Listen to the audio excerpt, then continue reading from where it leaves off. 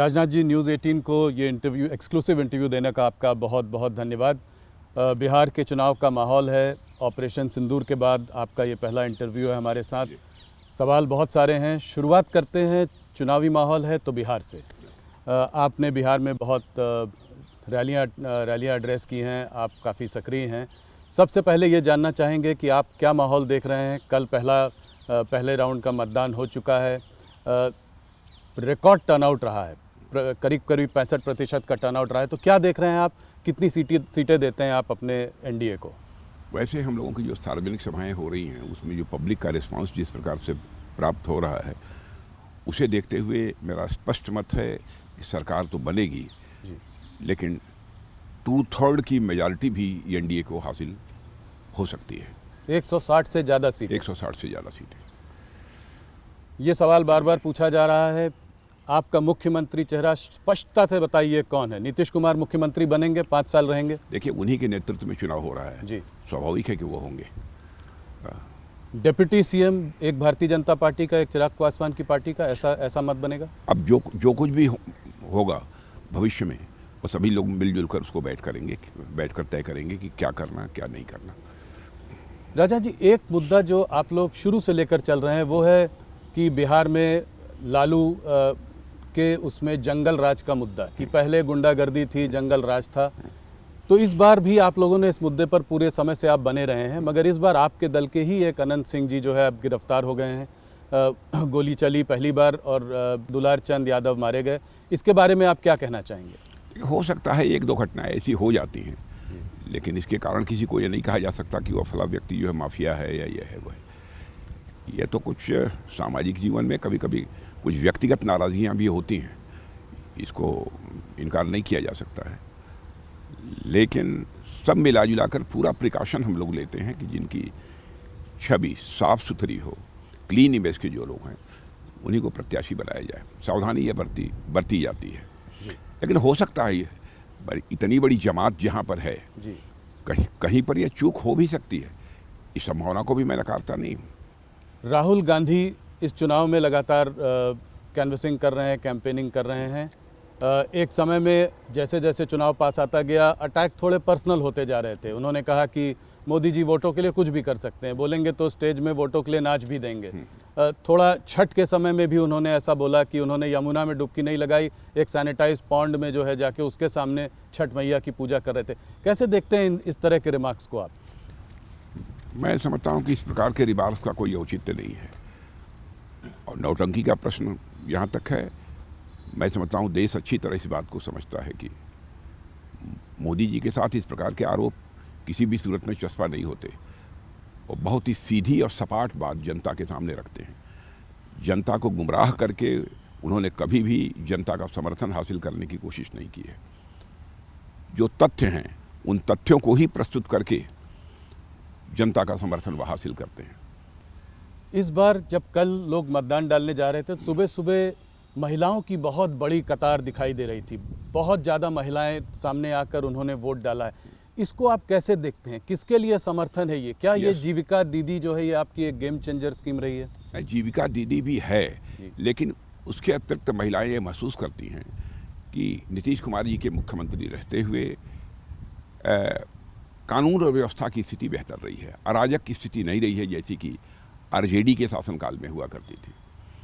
एक उसका भी स्पष्ट संदेश पूरे बिहार में है, और आप जानते हैं कि महिलाएं स्वाभाविक रूप से यह चाहती हैं कि किसी की भी सरकार हो, लेकिन कानून और व्यवस्था की स्थिति बेहतर होनी चाहिए, और ताकि वह कभी भी किसी समय भी रात को भी कहीं आना जाना पड़े तो उन्हें किसी प्रकार का कोई भय न हो। और महिलाओं ने यह महसूस किया है बिहार में कि जब वहाँ पर आरजेडी की सरकार थी, लालू जी जब वहाँ के मुख्यमंत्री थे, तो 5 बजे के बाद बाहर निकलने में 10 बार लोगों को सोचना पड़ता था। अब महिलाएं तो कम से कम बाहर निकल ही नहीं सकती थी। इसमें शराबबंदी का भी कोई बड़ा योगदान रहा है?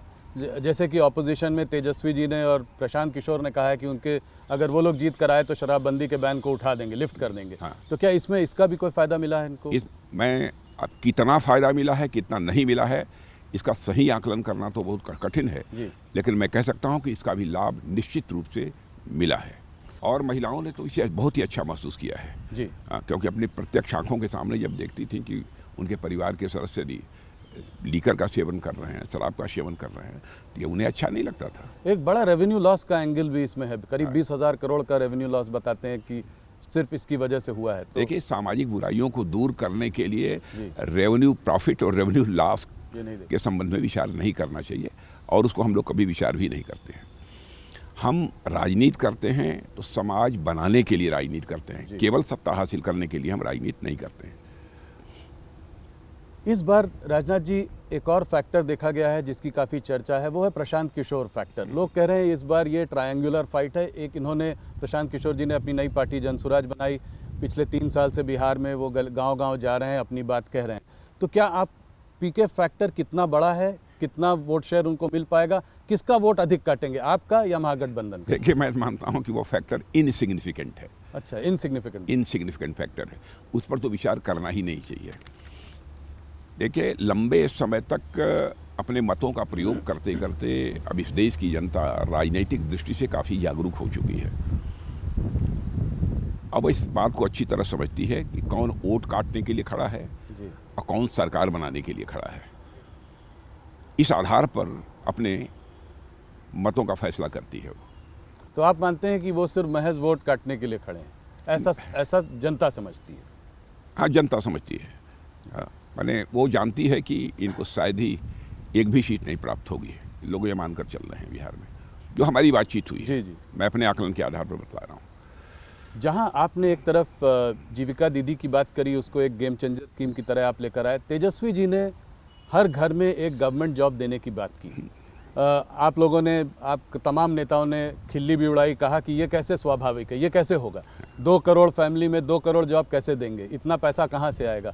उसके बाद आपकी पार्टी ने खुद 1 करोड़ जॉब देने की बात कर डाली, ये कैसे? देखिए, ऐसा है ना कि लगभग हर परिवार में जो उन्होंने वो रोजगार देने की बात ये कही है, मैंने नौकरी देने की यह बात कही है, वो मुझे लगता है किसी भी सूरत में संभव नहीं है। और सरकारी नौकरी देने की बात कही है जी। हम लोगों ने जॉब देने की बात की है जी।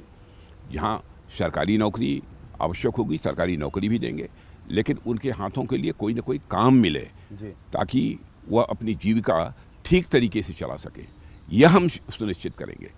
हम जनता की आंखों में धूल झोंक कर उनका समर्थन हासिल नहीं करना चाहते, जनता को गुमराह करके हम उनका समर्थन हासिल नहीं करना चाहते, बल्कि जनता की आंखों में आंख मिलाकर हम लोग राजनीति करते हैं। और किसी भी सूरत में हम अपने कृति और कथन, वर्ड्स और डीड्स में अंतर लाकर क्राइसिस ऑफ क्रेडिबिलिटी यानी विश्वसनीयता का संकट राजनीति में पैदा नहीं होने देते हैं। यह पूरी सावधानी हम बरतते हैं। इसलिए जो भी बोलना होता है हम नाप तौल कर ही बोलते हैं। एक और बड़ा सवाल इससे उभर के आता है, और वो ये है रेवड़ी कल्चर का सवाल। प्रधानमंत्री ने खुद इसका क्रिटिसिज्म किया है, मगर अगर आज आप देखें तो हर स्टेट में, चाहे वो मध्य प्रदेश हो, चाहे कर्नाटका हो, अब और आज बिहार में जिस तरह के वादे किए जा रहे हैं, ये कैसे संभव है कि इसको कैसे फंड किया जाएगा, रेवेन्यू कहाँ से आएगी? आप लोग भी बिजली मुफ्त प्रॉमिस कर रहे हैं। आपने कहा है 1 करोड़ 40 लाख महिलाओं को आपने ऑलरेडी 10,000 रुपये दे दिया है, कहा है आगे और पैसा देंगे, 2 लाख तक जाने की बात है। तो ये सब पैसा कहाँ से आएगा? देखिए, जो भी हम लोग घोषणाएं करते हैं बहुत सोच समझकर और एक वेल कैलकुलेटेड फिगर ये होती है जी। कि राज्य के विकास के लिए क्या आवश्यक है, क्या आवश्यक नहीं है। इस बात को ध्यान में रखकर ही हम लोग करते हैं। और जो कुछ भी हम घोषणाएं हम लोगों ने अपने चुनावी घोषणा पत्र में की हैं कि हम इतना मुफ्त बिजली देंगे, लोगों को इतनी यूनिट पर फैमिली मुफ्त बिजली देंगे जी। तो मैं समझता हूं कि उनके आर्थिक हालात को सुधारने के लिए, उनकी परचेजिंग कैपेसिटी को बढ़ाने के लिए, उनकी जिसे कहा जाए कि एक अर्निंग की माने कमाई की क्षमता को बढ़ाने के लिए जितना आवश्यक है वही उसी की हम लोग घोषणा करते हैं, बहुत नाप तौल कर।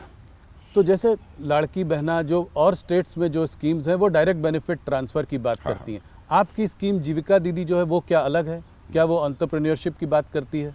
जीविका दीदी का तो उसके अर्थ ही ये है कि हम उनको कुछ न कुछ सहायता मुहैया कराएंगे ताकि अपनी वो जीविका ठीक तरीके से चला सकें और उनकी आर्थिक स्थिति पहले के कंपैरिजन में बेहतर हो सके। जब सभी हाथों को काम मिलेगा, चाहे वो जिस तरीके से काम मिले, यदि वो काम मिलेगा तो सभी अपना जो है उस राज्य की अर्थव्यवस्था में कंट्रीब्यूट कर सकेंगे।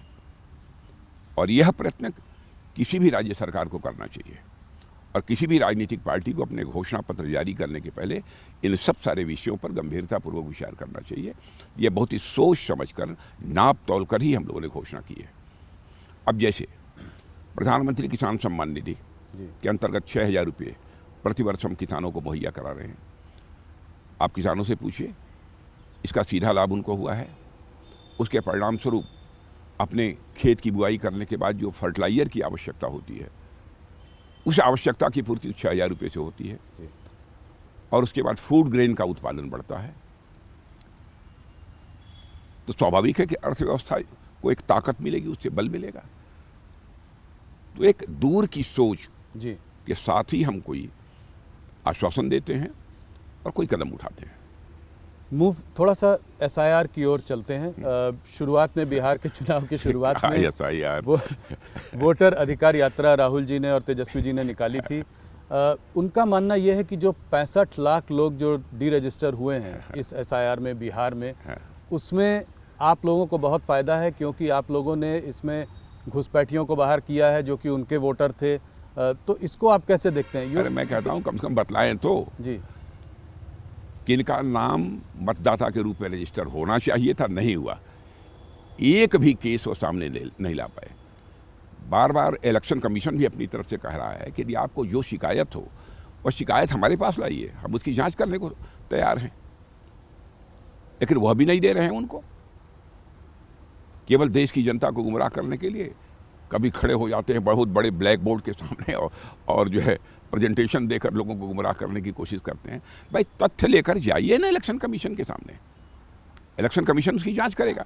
न करे तो बात समझ में आती है, लेकिन उसी SIR को लेकर कभी हाइड्रोजन बम फोड़ने की बात करते हैं, कभी एटम बम फोड़ने की बात करते हैं, लेकिन एक सामान्य पटाखा भी नहीं फोड़ पाए। कह रहे हैं कि हरियाणा और महाराष्ट्र का चुनाव आपने चोरी कर लिया, और कहना ये चाह रहे हैं कि बिहार का भी आप चुनाव चोरी करने जा रहे हैं, क्योंकि तो ये क्या, इसको कहीं ना कहीं क्या ये चिपकाने की कोशिश है कि ये डेमोक्रेटिक प्रोसेस को आप लोग उसका उल्लंघन कर रहे हैं, उसको बाईपास कर रहे हैं? देखिए, सच्चाई तो यह है कि बिहार के बारे में भी उन्होंने यही कहा था और उसी के लिए उन्होंने पदयात्रा भी निकाली थी जी। कि वहाँ पर चुनाव आयोग जो कार्रवाई कर रहा था, SIR का जो प्रोसेस चल रहा था, उसी पर उन्होंने क्वेश्चन मार्क लगाया था।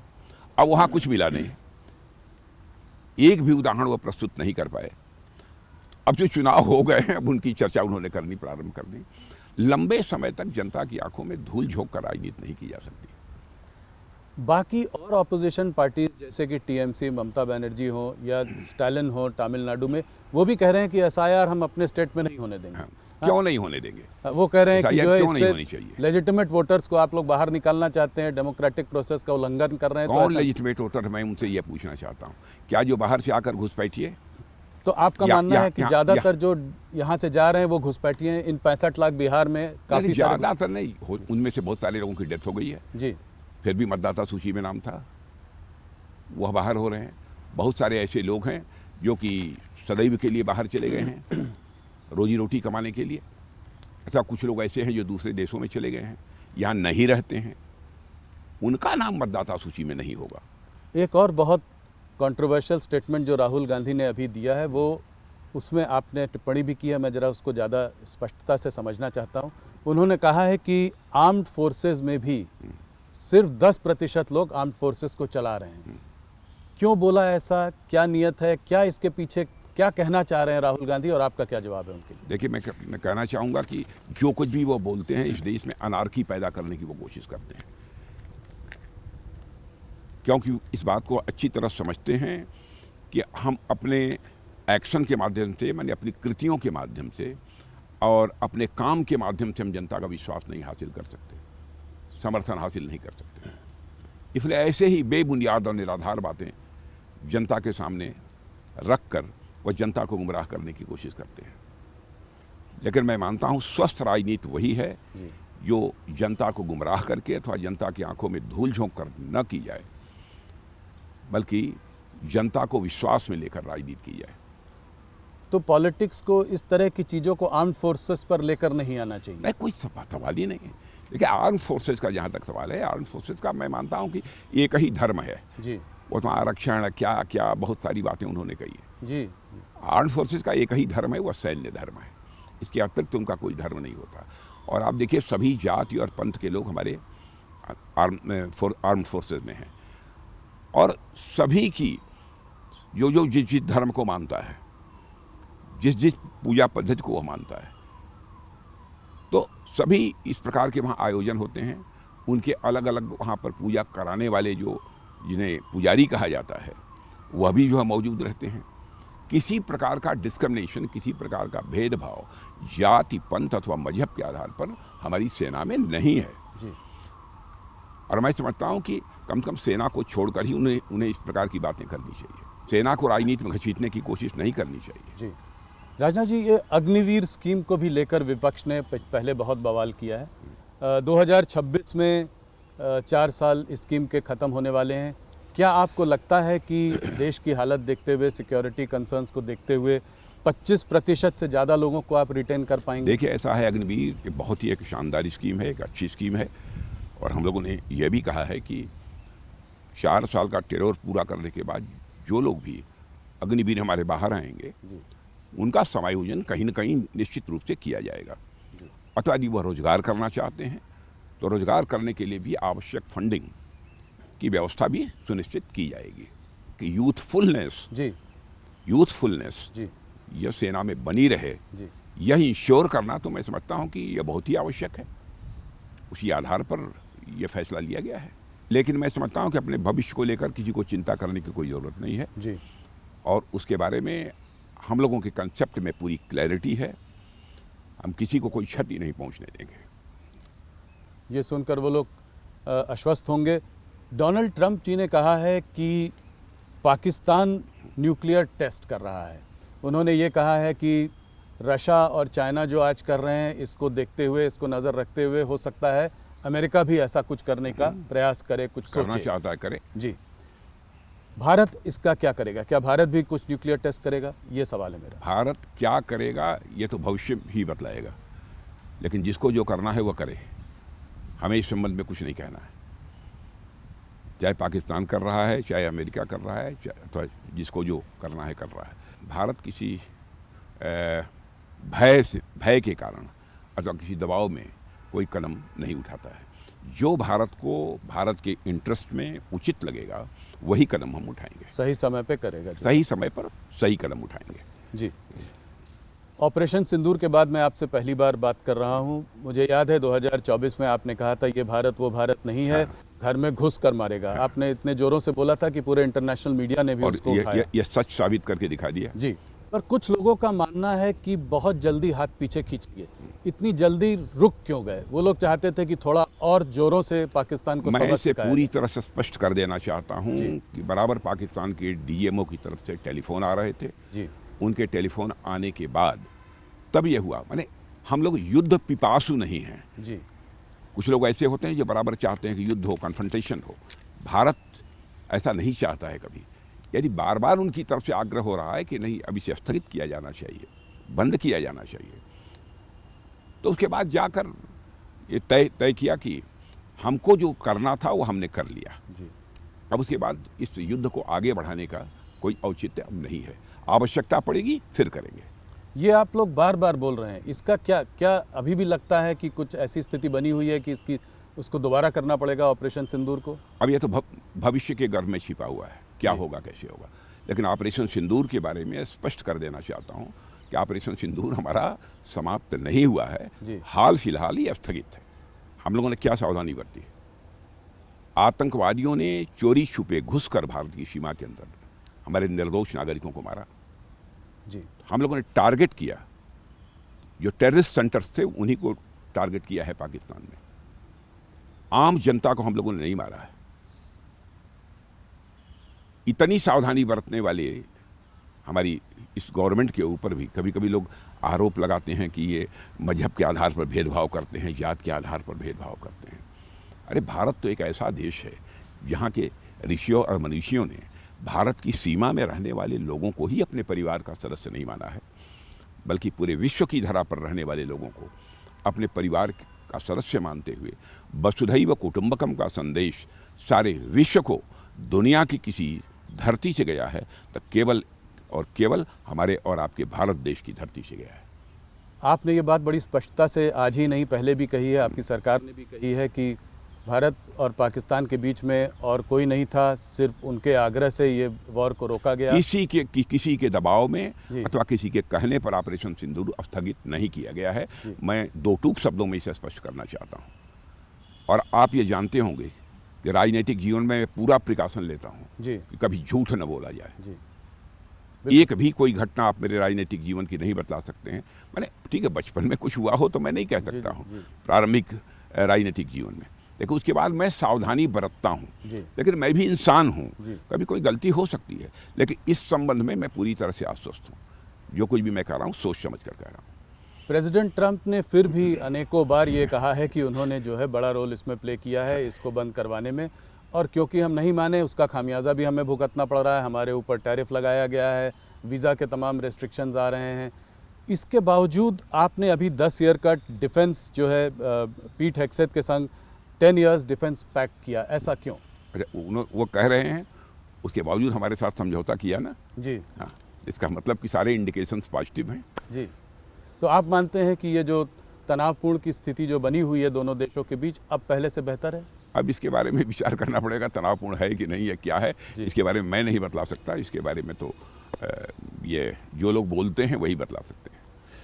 इस बार आप लोगों ने पाकिस्तान को डटकर हम लोगों ने सबक सिखाया।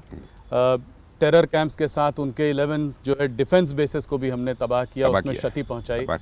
इसके बावजूद वहाँ के जनरल मुनीर को प्रमोशन मिला। वो तमाम तरह की बातें करते हैं।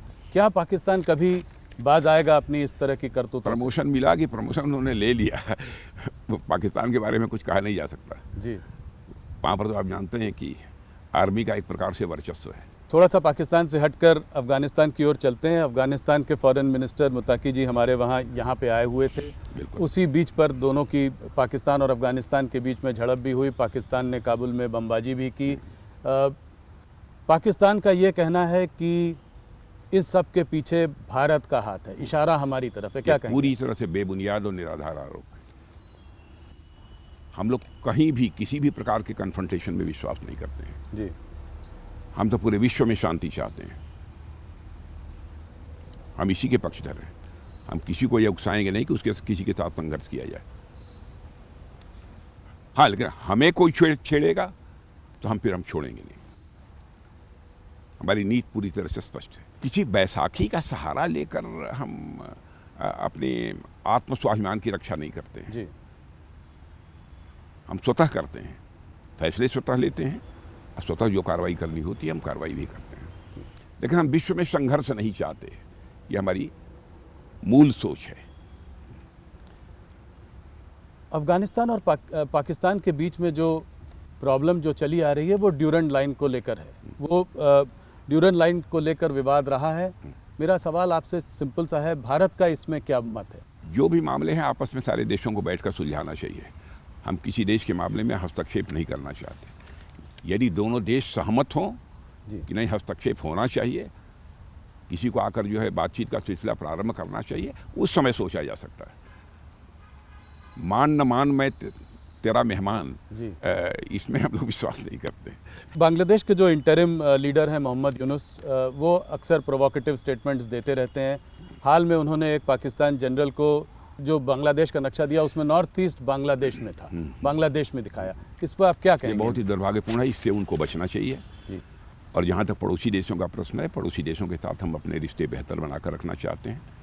किसी भी प्रकार की तनावपूर्ण स्थिति अपने पड़ोसी देशों के साथ हम नहीं चाहते हैं।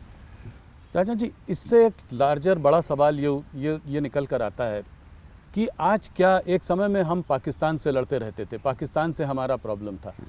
उसके बाद गलवान हुआ तो हमारा चाइना से भी थोड़ा तनावपूर्ण माहौल बना रहा। अब बांग्लादेश, तो क्या ये तीनों फ्रंट पर एक तरीके से अशांति का एक माहौल है? 3 फ्रंट हमारे लिए खुल गए। इसको हम कैसे डील करेंगे? इससे हम कैसे आगे निकलेंगे? अब जितनी भी समस्याएं आएंगी, जो भी चैलेंजेस हमारे सामने आएंगे, भारत की वो अपनी क्षमता है कि सारी चैलेंजेस को मीट आउट कर सकती है, सारी चुनौतियों का सामना कर सकती है, उसका समाधान निकाल सकती है। लेकिन हम लोग शांति में विश्वास करने वाले लोग हैं, हम अशांति नहीं चाहते हैं। लेकिन इसका मतलब यह नहीं कि भारत कायर है। भारत के स्वाभिमान पर यदि कोई चोट पहुंचेगी तो भारत उसका मुंह तोड़ जवाब देगा। बस इतना ही मैं कहना चाहूँगा। पड़ोसी देशों में भी स्थिति सहज और सामान्य होनी चाहिए, यह हमारी सोच है। पड़ोसी देशों का जहाँ तक प्रश्न है, पड़ोसी देशों के साथ हम अपने अच्छे रिश्ते बनाकर चलना चाहते हैं। क्योंकि हमारे अटल जी जो हमारे नेता थे वो भी बराबर कहा करते थे कि हमें बराबर सावधानी ये बरतनी चाहिए, हमें ये बात ध्यान में रखनी चाहिए कि ज़िंदगी में दोस्त बदल सकते हैं लेकिन पड़ोसी कभी नहीं बदलता। बहुत बड़ी बात आपने कही। आप डिफेंस मिनिस्टर लंबे समय से रहे हैं, थोड़ी सी बात करते हैं आपके आने के बाद जो चेंजेस आए हैं, जो रिफॉर्म्स आए हैं, थोड़ा सा आपसे समझना चाहेंगे। आजकल के दौर में एयर सुपीरियॉरिटी होना बहुत ज़रूरी है।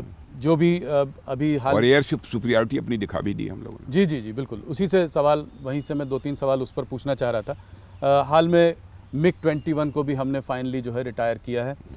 उसका रिप्लेसमेंट तेजस, उस पर हमारा भरोसा है।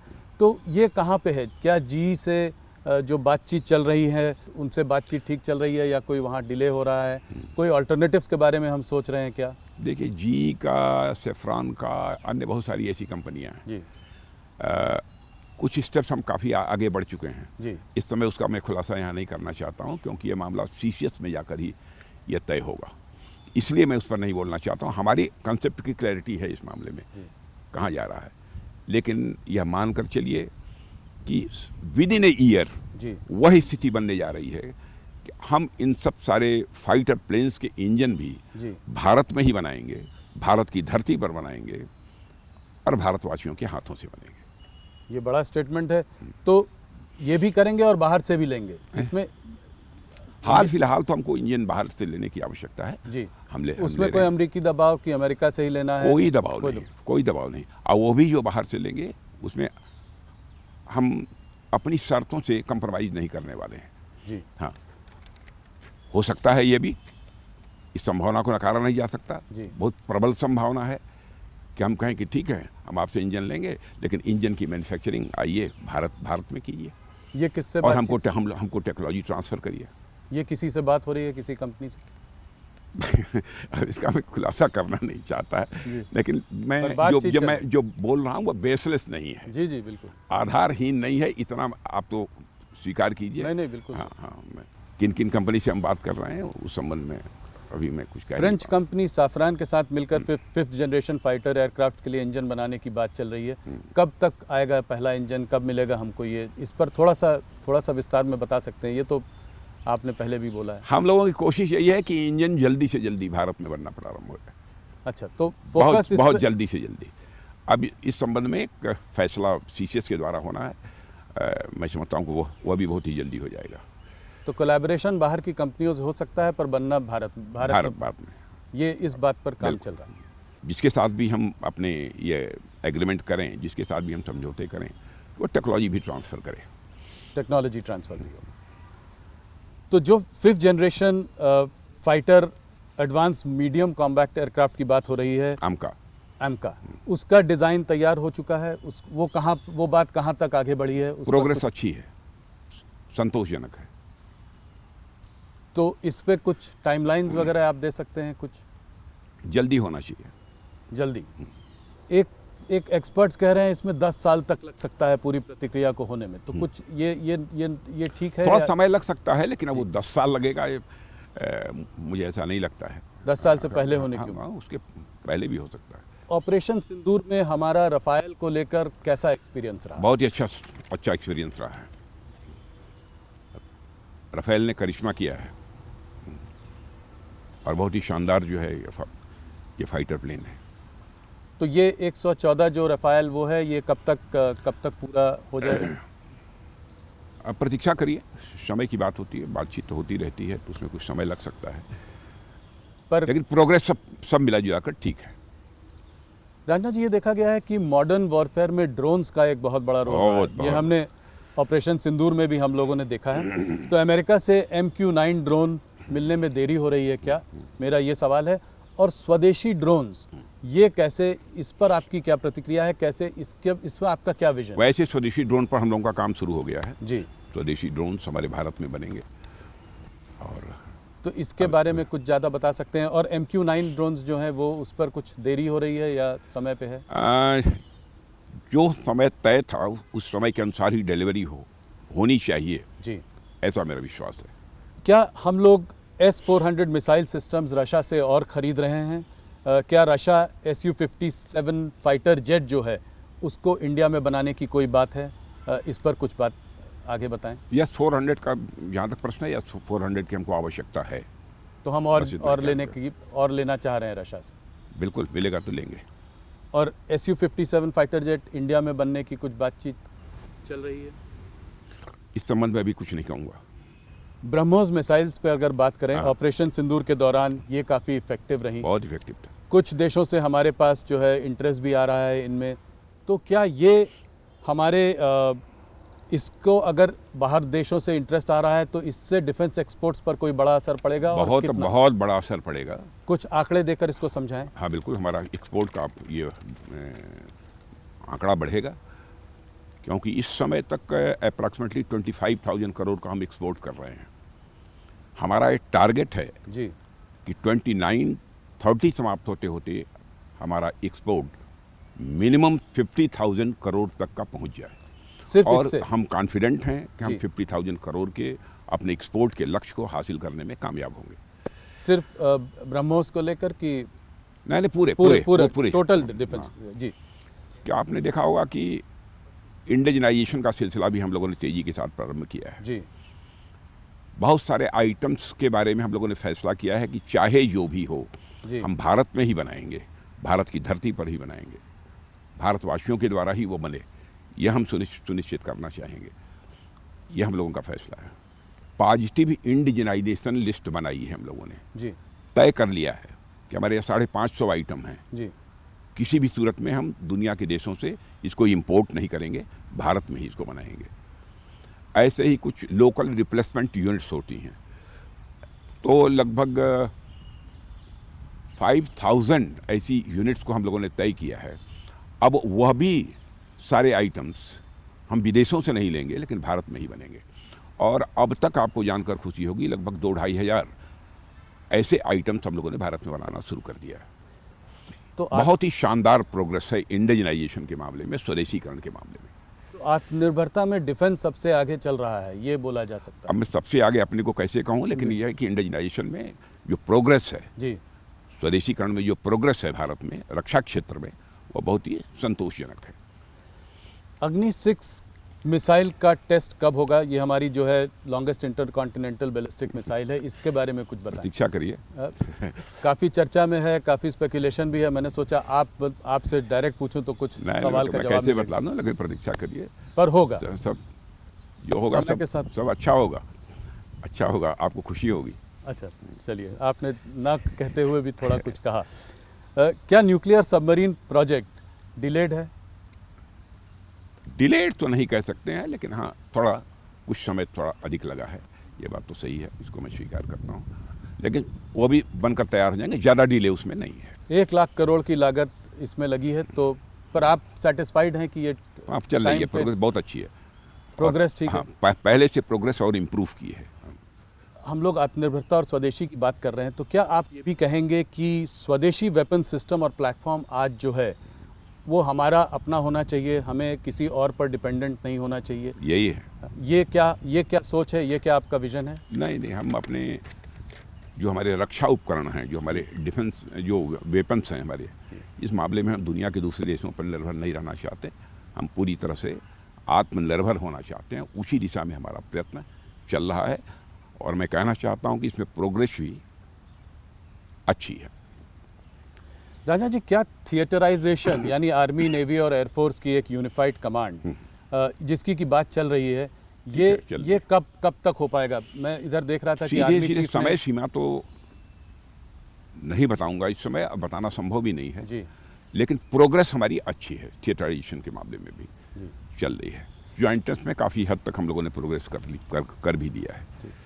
आर्मी चीफ ने कहा था कि जो है ये अभी हाल फिलहाल में कहा था कि ये प्रोग्रेस ठीक चल रही है, मगर क्या एयरफोर्स को कोई आपत्ति है, कोई ऑब्जेक्शंस हैं, कोई इश्यूज हैं, और उसको कैसे हल कर रहे हैं? एयरफोर्स में ने अभी तक कोई ऐसी आपत्ति हमारे सामने कोई दर्ज नहीं कराई है, लेकिन जो भी हम करेंगे, हम अपनी जो एयरफोर्स है, नेवी है और आर्मी है, सभी को पूरे कॉन्फिडेंस में लेकर ही करेंगे।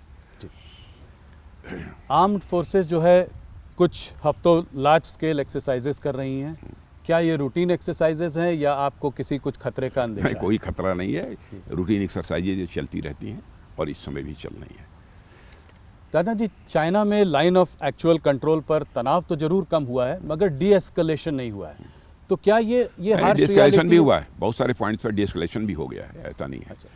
और आपने देखा होगा कि इधर चाइना का भी एक स्टेटमेंट था, चाइना ने भी कहा कि भारत के साथ जो येलेशी पर जो थोड़ी तनावपूर्ण स्थिति बनी थी, हम उसको भी सामान्य करना चाहते हैं। और चाइना के डिफेंस मिनिस्टर से भी हमारी बातचीत हुई है। जब मैं अभी आज जो ADMM+ की मीटिंग में भाग लेने के लिए मैं गया था जी। तो वहाँ अच्छी बातचीत हुई है। उन्होंने कहा कि साहब, हम तो अब ये चाहते हैं कि बल्कि येलेशी के ऊपर मिलिट्री टू मिलिट्री भी लगातार यह बातचीत चलती रहे, ताकि किसी भी प्रकार की तनावपूर्ण स्थिति लाइन ऑफ एक्चुअल कंट्रोल पर पैदा न होने पाए। उन्होंने भी इच्छा व्यक्त की है। तो ये बड़ा डेवलपमेंट है, मतलब चाइना को हम ट्रस्ट कर सकते हैं कि यहाँ पर कहा है उन्होंने। अच्छा। उन्होंने कहा है और हमने उस पर सहमति भी व्यक्त की है। जब मैं शंघाई कोऑपरेशन ऑर्गेनाइजेशन की बैठक में चाइना गया था फिलहाल, तो अलग से भी हमारी वहाँ के डिफेंस मिनिस्टर से बात हुई थी। तो मैंने दो टूक शब्दों में कहा था कि भारत और चीन के रिश्तों पर जमी हुई बर्फ ये पिघलनी चाहिए कि नहीं पिघलनी चाहिए, और ये बर्फ़ कब तक जमी रहेगी, अब इसके बारे में दो टूक फैसला होना चाहिए। और मैंने उनसे यह भी अनुरोध किया था कि मैं चाहूँगा कि हमारे एक्सेलेंसी प्रेसिडेंट चाइना को भी इस मैसेज को कन्वे करें। और मुझे अच्छा लगा कि अभी हमारी भेंट पुनः जो वहाँ के चाइना के डिफेंस मिनिस्टर से हुई थी जी। उन्होंने कहा कि साहब, हम लोग बातचीत करने को भी तैयार हैं हर जगह, कहीं पर भी यदि कोई डिफरेंस ऑफ ओपिनियन है बॉर्डर के ऊपर, और बातचीत से ही हम उसका समाधान निकालना चाहते हैं। ये चाइना के डिफेंस मिनिस्टर ने भी मुझसे कहा है। तो मतलब बातचीत से लग रहा है कि कॉन्क्रीट स्टेप्स आगे हो सकते हैं। होना चाहिए। जी। राजनाथ जी, आपने बहुत सारे हमारे सवालों का जवाब दिया, आपको मैं ऐसे नहीं जाने दे सकता हूँ। मुझे एक उत्तर प्रदेश पर आपसे सवाल जरूर पूछना है। चुनाव करीब 1.5 साल में उत्तर प्रदेश में भी आ जाएगा। बिल्कुल, सरकार बनाएंगे। अच्छा, से तीसरी बार। सवाल आपने जवाब पहले ही दे दिया। तो सरकार तीसरी बार, आज तक कभी उत्तर प्रदेश में कोई सरकार 3 बार नहीं आई है। दो भी बहुत किसी ने कंप्लीट नहीं किया। जो कभी नहीं हुआ था वो सब सारा भारत में हो रहा है। पर मेरा सवाल यह है कि लोकसभा में जो 2024 के जो चुनाव के रिजल्ट्स आए, जिसमें जिस तरह से यूपी में जो हुआ, उसको देखते हुए आपको लगता है कि तीसरी बार सरकार बनेगी, और किन मुद्दों पर यह चुनाव होगा? देखिए, वो पार्लियामेंट के चुनाव से उसको जोड़कर मत देखिए। कुछ ऐसी परिस्थितियां रही होंगी जिसके कारण वैसी स्थिति बनी, लेकिन सब मिला जुला कर उत्तर प्रदेश का माहौल बहुत ही अच्छा है। योगी आदित्यनाथ जी बहुत अच्छी तरह सरकार चला रहे हैं, और कानून और व्यवस्था के मोर्चे पर आपने देखा कितनी शानदार कामयाबी उत्तर प्रदेश में हासिल हुई है। नहीं, वो बहुत बड़ी, हाँ, बड़ी कामयाबी है। और आपने यह भी आप स्वीकार करेंगे कि विकास की पहली शर्त होती है चुस्त दुरुस्त कानून व्यवस्था। यदि कानून व्यवस्था चुस्त दुरुस्त है, विकास तेजी के साथ होगा, और हो रहा है। तो अगला चुनाव में मुद्दा विकास का मुद्दा लेकर आप लोगों के बीच में जाएंगे? हाँ, विकास का मुद्दा तो हम बराबर हर चुनाव में लेकर जाते हैं। जहाँ हमारी गवर्नमेंट है, दोबारा जी हम तिबारा हम चुनाव लड़ते हैं, तो विकास का मुद्दा हमारा एक अहम मुद्दा होता है, क्योंकि चूंकि किया है जी, साफ लोगों को दिख रहा है। सब लोगों का एक ही सवाल है, मेरे कलीग्स ने भी मुझसे कहा है कि ये सवाल जरूर राजनाथ जी से पूछिएगा, भारतीय जनता पार्टी का नेक्स्ट प्रेसिडेंट कब बनेगा, कब इसका अनाउंसमेंट आएगा? मैं समझता हूं कि बिहार चुनाव के बाद आपको उसके परिणाम साफ दिखाई तो मतलब देंगे। करीब बात तय हो चुकी है? हमारे यहाँ कोई विवाद नहीं रहता है। हमारे यहाँ 4 लोग बैठते हैं, बस चीज़ें तय हो जाती हैं। इतना समय क्यों लगा? मोहन भागवत जी कह रहे थे कि अगर हमारे हाथ में होता तो हम तो कब का बना देते। तो समय क्यों लग रहा है? कुछ आरएसएस से खींचातानी चल रही है इस मामले में? नहीं, आरएसएस से खींचातानी क्या। आरएसएस हमारे राजनीतिक मामलों में कभी हस्तक्षेप नहीं करता। यह बात सच है कि हम राष्ट्रीय स्वयंसेवक संघ के स्वयंसेवक थे, हैं, रहेंगे। ये बात सच है। लेकिन हमारे राजनीतिक मामलों में संघ कभी बहुत हस्तक्षेप नहीं करता है, कभी नहीं करता। बात आरएसएस की छिड़ी है तो आपसे पर्सनल लेवल पर एक सवाल पूछना चाहूँगा। आप आरएसएस बहुत छोटी उम्र में आपने ज्वाइन कर लिया था, थोड़ा उसके बारे में बताएं। कैसे उसके संपर्क में आए, किस उम्र में आपने वो किया, और कैसे आरएसएस ने आपके राजनीतिक जीवन को तराशा है और उसको एक डायरेक्शन दिया है? देखिए, मैं हाई स्कूल में पढ़ता था, तभी वहाँ के एक तहसील प्रचारक थे, उन्हीं के संपर्क में आने के बाद मैं हाई स्कूल मतलब बहुत छोटी उम्र में 10th क्लास में मैं पढ़ता था, तो 14-15 और साल तब से ही संघ की शाखा में जाना मैंने प्रारंभ किया। और जिस तरीके का वहाँ माहौल रहता है, जिस प्रकार का जीवन जीने की कला वहाँ सिखाई जाती है, और जिस प्रकार से देशभक्ति की भावना इनकलकेट कराई जाती है, चित्त में बैठाई जाती है, उन सब सारी चीज़ों ने हमको बहुत ही प्रभावित किया है। वहाँ की सादगी, वहाँ की सरलता, वहाँ के नेतृत्व का त्यागपूर्ण जीवन, इन सब सारी चीज़ों ने मुझे बहुत ही प्रभावित किया है। किन लोगों ने प्रेरित किया आपको? कुछ लोगों के नाम जिन्होंने आपको बहुत ऐसे लोग हैं हमारे उस समय जो परम पूज्य सरसंघ चालक हुआ करते थे, उनसे लेकर और निचले स्तर पर भी मैंने देखा कि बहुत ही सादगी और सरलता का जीवन, और एक जीवन में जो एक हर मनुष्य की एक अपनी प्रतिबद्धता होनी चाहिए, वो प्रतिबद्धता भी जो वो राष्ट्र के प्रति, समाज के प्रति उन लोगों की देखी, उसने मुझे प्रभावित किया है। राणा जी, बहुत बहुत धन्यवाद आपका। आपने इतना समय दिया, हमारे सारे सवालों का जवाब दिया। देश भर में न्यूज़ 18 इंडिया के माध्यम से आपको देखा जा रहा है। न्यूज़ 18 बिहार का सबसे बड़ा चैनल है, 80% शेयर है हमारा वहाँ आपको देखा जा रहा है। आपको चुनाव के लिए हार्दिक शुभकामनाएं। बहुत बहुत धन्यवाद। बहुत बहुत धन्यवाद।